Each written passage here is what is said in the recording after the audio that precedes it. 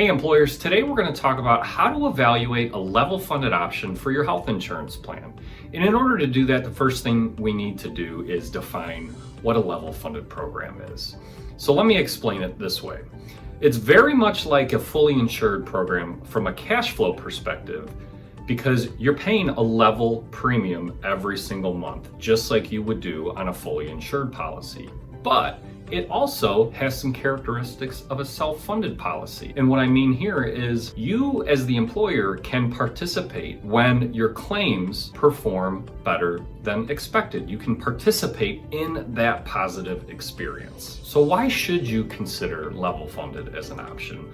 Well, a few reasons. The first being, look, it's another option out there, right? In a world where 4 major insurance carriers are pretty much all that's left from a fully insured standpoint, and not all of them will even provide you a quote every single year, having another option is key, especially when you feel like you've exhausted everything else.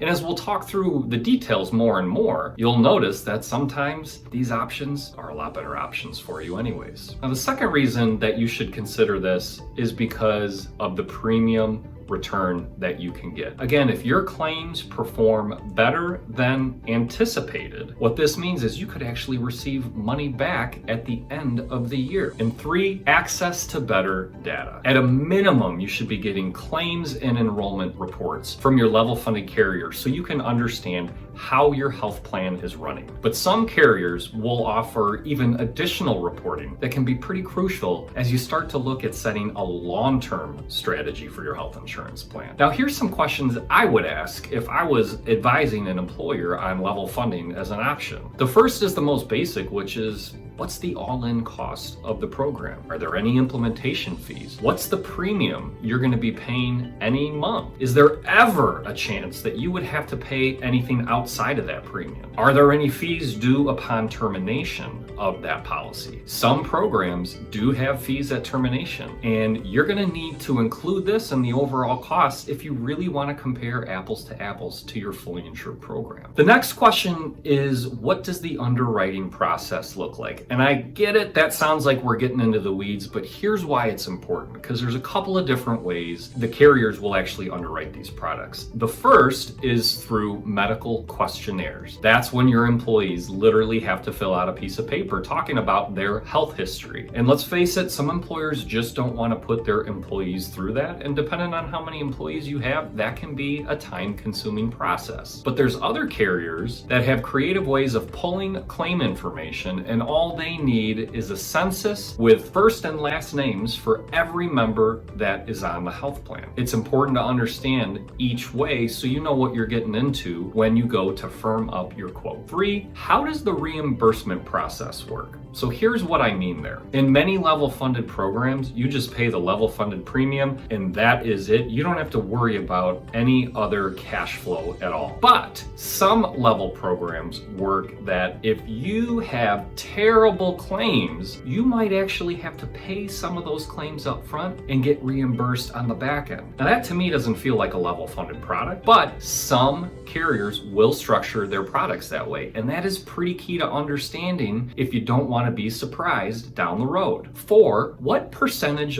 of the refund are you actually getting back as the employers? I'll tell you, the major insurance carriers that are offering level funded products typically are retaining a portion of that refund, whether it's 50% or a third of that, or somewhere in between. Major insurance carriers are retaining a portion of that. And worse off, some will actually require you to renew your policy in order to get that refund. Now, if you're with an independent partner, it's more than likely that you're going to get 100% of that refund back with no strings attached. Now, that's the scenario I like because honestly, it's just doing the right thing. That is your money. You should get all of it back. And 5, now I'm a data guy, so I want to know what kind of data is available in a level funded arrangement. And the data that carriers will provide varies significantly. Again, at a minimum, claims and enrollment information, because you need to understand how your plan is running. Are you actually going to get some sort of refund back? Ideally though, you'll have access to the same level of detail that you would if you were a self-funded employer. Again, that's what's going to be crucial in setting up a long-term strategy.